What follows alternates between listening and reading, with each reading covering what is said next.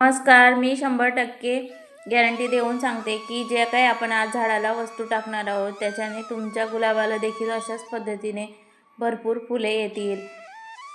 English गुलाबाला जास्त करून 3 किंवा 2च फुले एका वेळेस येत असतात, पण आपल्या गुलाबाला एकच वेळेस 5-5 फुले आलेली आहेत आणि तुमच्या गुलाबाला देखील अशाच पद्धतीने फुले लागतील.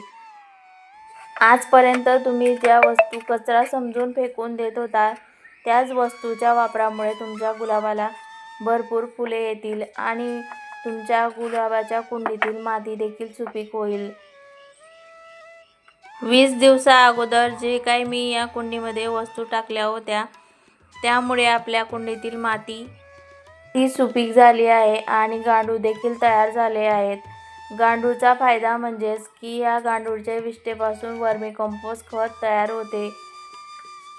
1 इंच माती आपण उकरून काढून घेतली आहे आणि त्यानंतर आपण या वस्तू टाकणार आहोत.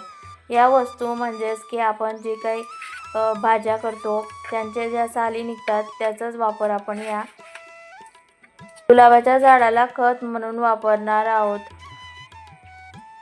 या वस्तूंच्या वापरामुळे आपल्या गुलाबाला कॅल्शियम, फॉस्फरस, नायट्रोजन घटक आपल्या गुलाबाच्या झाडाला मिळतील आणि आपल्या गुलाबाच्या झाडाला भरपूर फुले लागतील.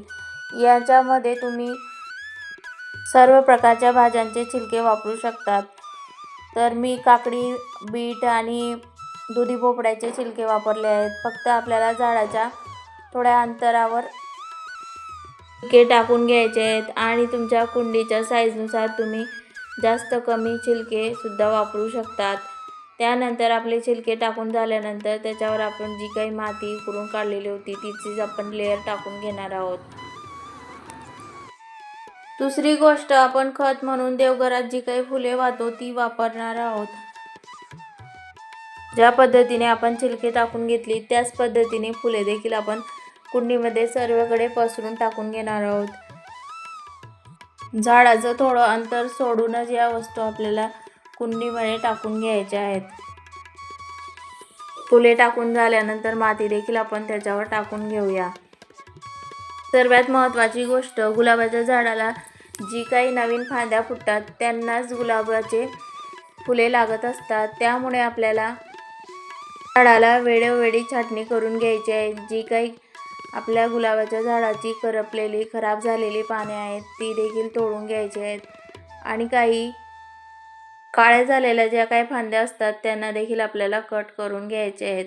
म्हणजे तिथे नवीन फुटवे यायला सुरुवात होते आणि जे गुलाबाच्या फुलांचा कलर डाऊन होतो आणि सुकायला लागतात ते फुले देखील आपल्याला कट करून घ्यायचे आहेत.